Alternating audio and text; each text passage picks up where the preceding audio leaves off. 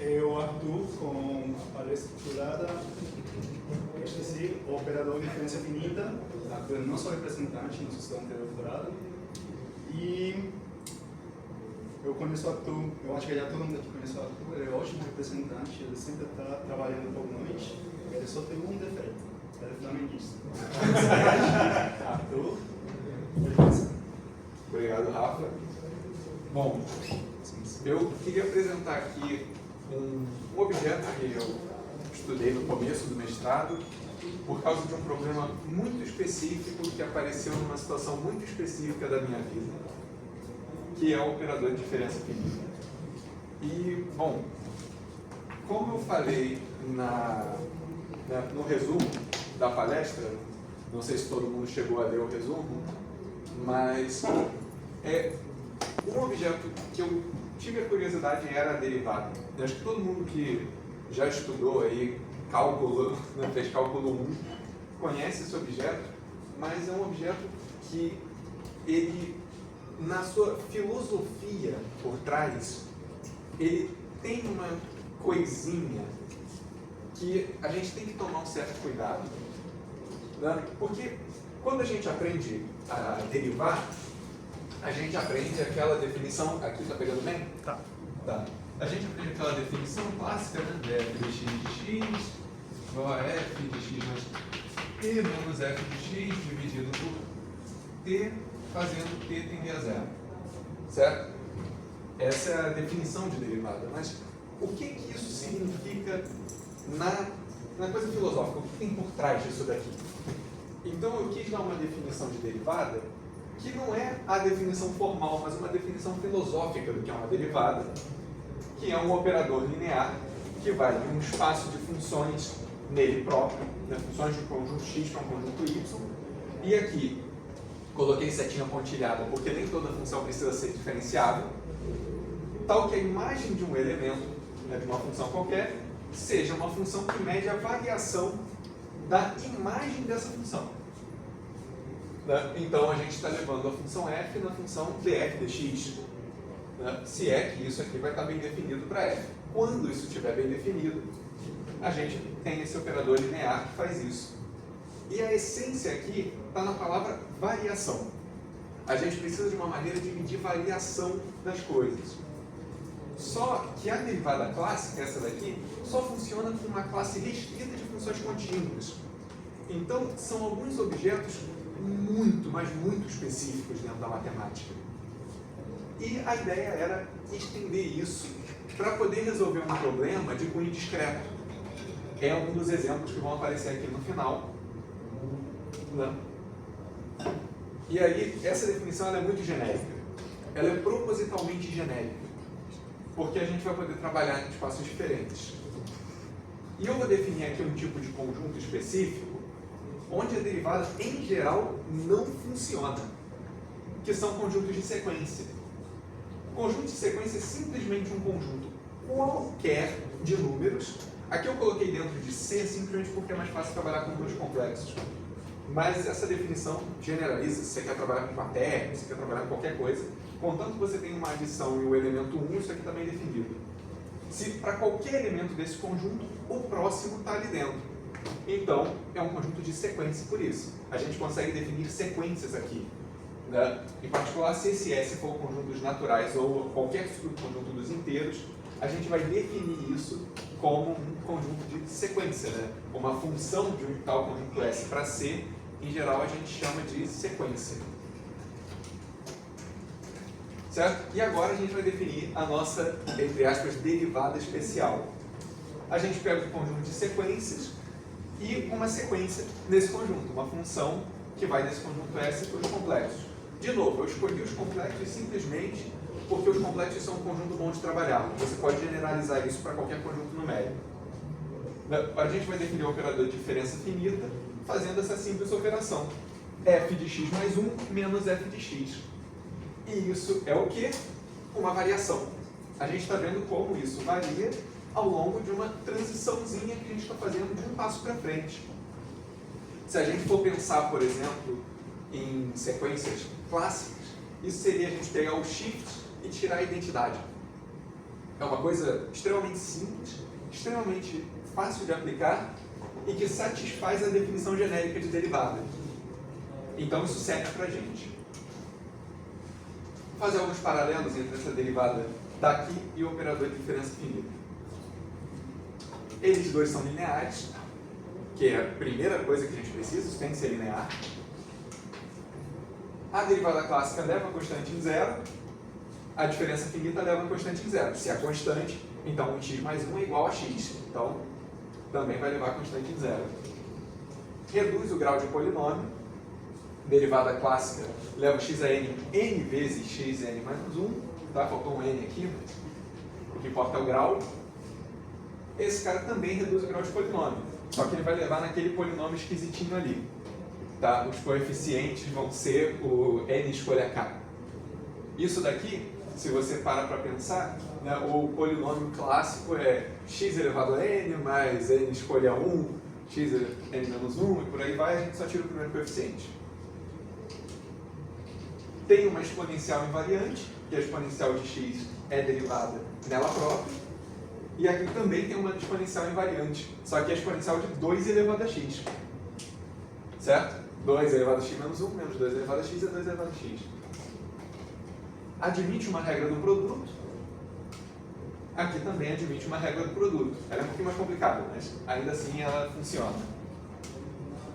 Admite uma regra do quociente. Também admite uma regra do quociente. De novo, aqui a única diferença grande que a gente tem é que aqui a gente tem um g ao quadrado e ali a gente tem que pegar o g de x e o g de x mais 1. A gente tem que tomar cuidado com o momento que a gente pega. Na derivada clássica a gente não precisa tomar esse cuidado. E tá, era isso. Vamos ver agora a primeira aplicação. Né? A minha ideia era ter 3 aplicações. A primeira aplicação eu vou fazer na geometria. Acho que todo mundo conhece os triângulos retângulos. E um problema clássico de geometria era você pegar triângulos retângulos em que todos os lados têm medida inteira. O exemplo clássico é o triângulo 3, 4, 5. Esse é um triângulo retângulo em que todos os lados são inteiros. Um outro exemplo também, triângulo 5, 12 e 13. E aí, escolha uma figura e não uma escala, isso aqui provavelmente está fora de escala. Mas também é um triângulo retângulo com lados inteiros. A gente chama esse triângulo de pitagórico. Bom, 2 triângulos pitagóricos são congruentes se os lados diferem somente por multiplicar por um inteiro. E se eles não são congruentes, eles têm formato diferente.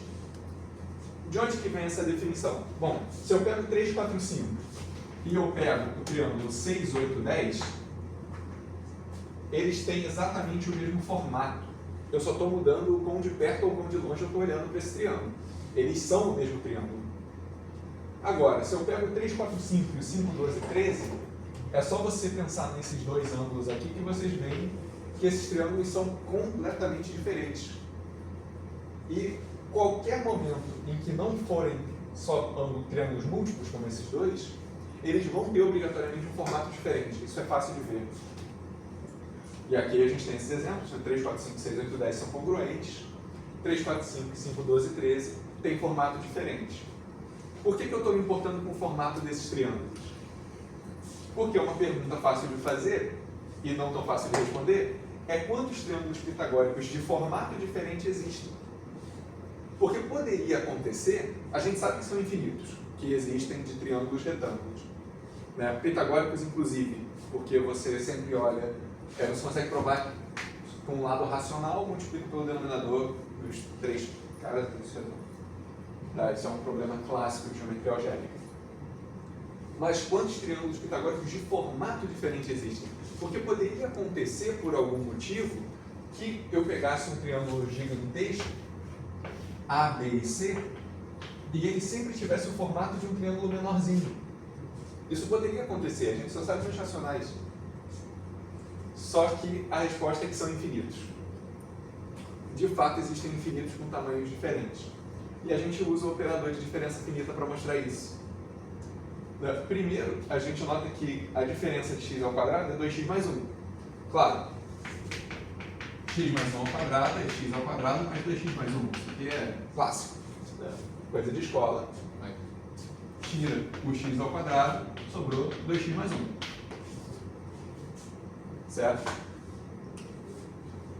Então a gente pode fazer uma espécie de inversa aqui e pegar um x como sendo um certo número a, eleva ao quadrado, tira 1 e divide por 2.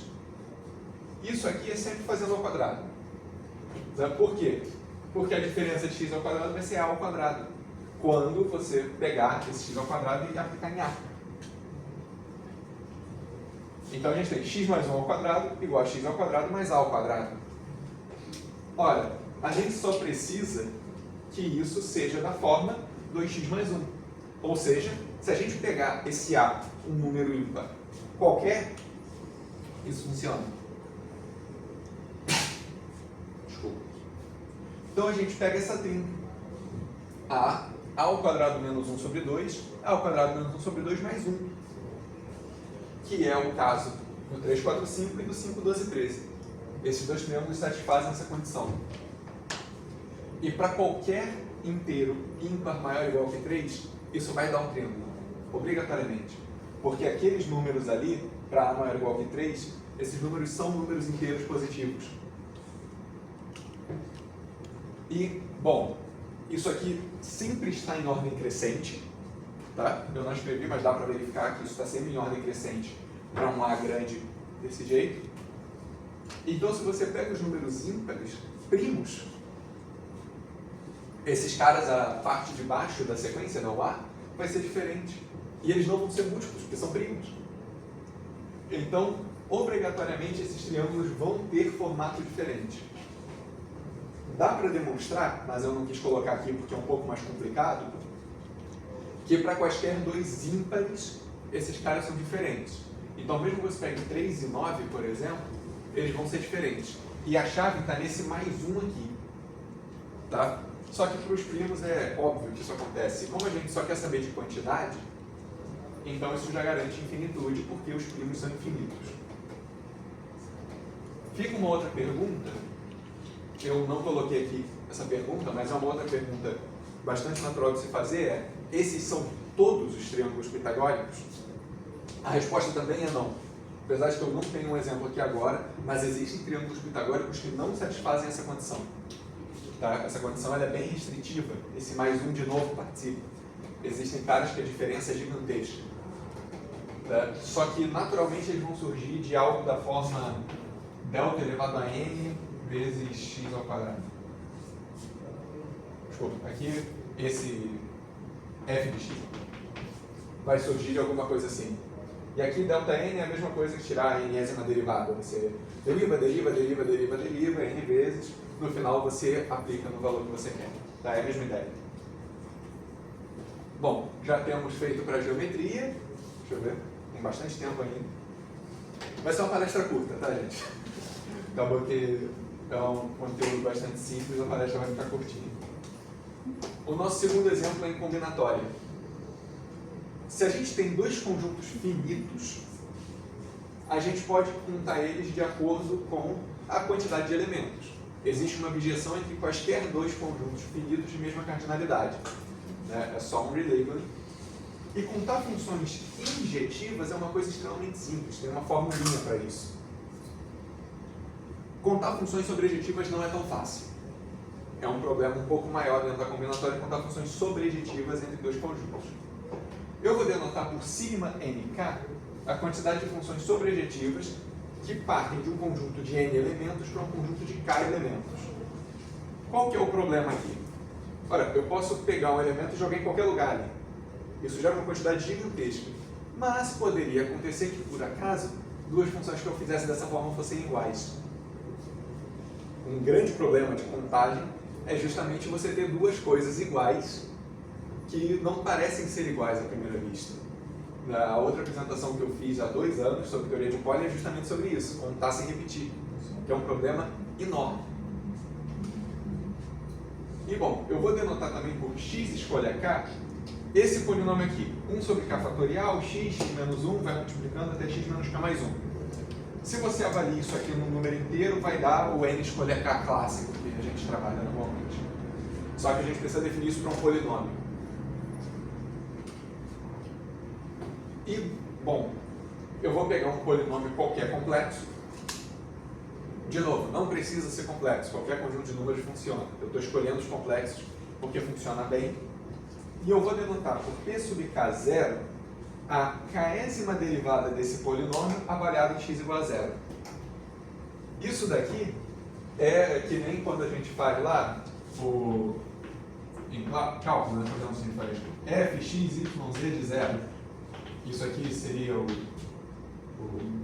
del x, del y, del z de f, de x avaliar aqui, que é x, y, z. X, y, z avaliado em 0, 0, 0. É a mesma ideia, tá? Você vai tomar k derivadas consecutivas, vai pegar o polinômio que sobra e vai avaliar em 0. Por que isso aqui é interessante? Vocês devem lembrar de cálculo aquela fórmula de Taylor, que a gente usa as derivadas para encontrar os coeficientes de uma função. Aqui isso também acontece. Não é exatamente igual, mas isso também acontece para polinômios. Certo? Bom, um polinômio de grau n é unicamente determinado pelos valores p0 até pn. Né? Avaliar em 0 tem n. É simples, né? Você tem no máximo n raízes. Então, quaisquer n mais 1 valores que isso admita, obviamente vão determinar o seu polinômio. Porque você subtrai aqui, isso vai ter n mais uma raízes. Certo? E aí eu vou escolher p de 0 até p de n. Só que esses caras também você pode pegar a zeroésima derivada até a nésima derivada. A ideia é a mesma. Você vai pegar n valores, porque cada um desses caras, cada um desses p sub k de 0, ele é determinado, ele é um certo polinômio, que ele vai ser determinado por algum coeficiente e pelo... Isso aqui, eu coloquei ao contrário. Ele é pelo p de n mais alguma coisa. Certo? Isso aqui determina esses caras para n menor ou igual que k. Então, até o n isso já determina. Porque meio que você vai de um para o outro e vice-versa. Você consegue determinar eles. E é basicamente a adaptação do teorema de Taylor. Esses caras viram coeficientes em uma certa base. Certo? Bom, aqui eu vou botar alguns teoreminhas e no final a gente vai juntar tudo. Bom, a késima derivada desse cara aparece dessa maneira. É uma somatória até grau k de menos 1, k menos j, k escolha j, f de x mais j. Isso aqui é literalmente só fazer conta para provar, então eu não vou fazer a conta. Tá? Essas coisas que são só ficar calculando, eu omiti. Se alguém tiver interesse, eu tenho isso tudo feito, então eu posso entregar depois o arquivo. E o polinômio é determinado pelas suas késimas derivadas. Na base, x escolhe k, mudando o k. Isso daqui, como eu mostrei mais cedo, é um polinômio de grau k. Então, isso daqui é a mesma ideia do teorema de Taylor. É exatamente a mesma ideia. Ele é determinado pelas késimas derivadas, porque você pode fazer uma inversão desse polinômio para pegar aqui de p de 0 até p de n para determinar isso. E eles viram justamente os coeficientes, x escolhe k. E x elevado a n vai ser exatamente o coeficiente sigma nk. Isso dá para verificar, tem uma outra formulinha que você calcula isso, que isso daqui vai ser isso daqui. Você consegue igualar esses caras. Então você consegue fazer essa inversão. Por quê? X elevado a n é dessa forma. Então, a késima derivada de x elevado a n é a quantidade de funções sobrejetoras de n em k. Ora, mas isso daqui é dado por essa fórmula para x igual a 0. Só que f de 0 mais j, ou f de j, é j elevado a n. Então, vai ter uma fórmula explícita para isso. Existe uma fórmula recursiva também, eu não coloquei aqui, mas essa fórmula eu acho que é mais fácil, porque você joga no computador e ele te dá um resultado. A fórmula recursiva ele vai ter que começar a contar do 0, depois do 1, depois do 2, dá um trabalheiro danado. Vai precisar montar um array e tal. Assim é mais simples. E é uma formulinha pronta. Então você já tem aí uma conta para encontrar funções sobre objetivo. E isso tem uma aplicação. E esse foi exatamente o problema que fez com que eu ficasse interessado nessa derivada específica. Que é uma brincadeira com números. Uma brincadeirinha simples de fazer com números. Pega os quadrados. Eu peguei só até 5, porque era o que cabia bem na tela. Mas você pode pegar qualquer sequência de quadrados consecutivos que você vai encontrar isso. Você pega a lista dos quadrados, faz a subtração, vai dar todos os ímpares. Faz a subtração de novo, deu 2. E para qualquer sequência que você pegar, isso aqui pega quaisquer 3 quadrados, faz essa brincadeira, vai dar 2. E isso é por causa desse cara aqui. Você está pegando ímpares consecutivos. Sempre. Pergunta. Se eu trocar os quadrados por cubos, o que acontece? Eu me fiz essa pergunta. E eu fiz o cálculo à mão. Você tem que fazer 3 subtrações sucessivas. Mas dá 6. É constante igual a 6. Pergunta. Se eu trocar potência 3 por potência 4, o que acontece? Alguma ideia do que vai acontecer? 4 vezes. Você tem que fazer 4 vezes e dá 24. E você pode pegar quaisquer 5 consecutivos, vai dar 24. A gente tem 2, 6, 24. Se eu pegar agora potência 5, 120. Eu não escrevi isso, ia ocupar espaço demais. Os números começam a ficar grandes muito rápido. Mas daria 120. Mas os números que aparecem são exatamente fatorial do expoente. Sempre. É bem interessante você pensar que isso aconteceria. E bom, a enésima diferença de x elevado a n é a função constante n fatorial. Por quê? Bom, isso aqui conta funções sobrejetivas. Se eu tomo a enésima derivada disso aqui, lembra, isso aqui reduz o grau do polinômio, reduz em 1. Se eu reduzir o grau n vezes de um polinômio x elevado a n, isso dá uma constante, certo? E essa constante tem que ser justamente o coeficiente n, que é sigma nn. Eu estou contando funções sobrejetivas de um conjunto de n elementos e um outro conjunto de n elementos. Ora, essa função é bijetiva. Só que esses conjuntos sempre vão ter essas bijeções, é só trocando label. Então eu posso pensar nessa função sobrejetiva como uma permutação do meu primeiro conjunto. E existem n fatorial permutações de um conjunto com n elementos. Então, dada qualquer sucessão de naturais, a sequência de subtrações sucessivas sempre vai dar o fatorial do expoente. Obrigatoriamente. E esse foi um problema que, basicamente, eu fiquei pensando por bastante tempo nele, porque não dá para ficar fazendo isso à mão. As coisas começam a ficar grandes muito rápido. E é uma brincadeirinha, né? Para você ficar pensando ali, matando tempo. E foi isso que me fez pensar no operador de diferença finita. Só que isso generaliza muito rápido. Tem mais aplicações disso. Eu não coloquei aqui, porque assim, eu imaginei que fosse levar bem mais tempo do que eu levei para falar isso tudo. Mas existe uma aplicação em séries de potência que acaba acontecendo, que com coeficientes naturais, se eu não me engano, quando você aparece algo dessa forma, você gera uma recursividade, e é um si somente si. Eu não lembro o enunciado inteiro, mas se alguém quiser eu posso apresentar. E para quem trabalha com espécies de estrutura também, tem uma questão muito específica que aparece no operador de diferença finita lá. Porque você vai ter um operador E que conta a quantidade de elementos e você tem um I que sempre leva para 1. E isso daqui coincide com um operador de shift e com o operador de identidade.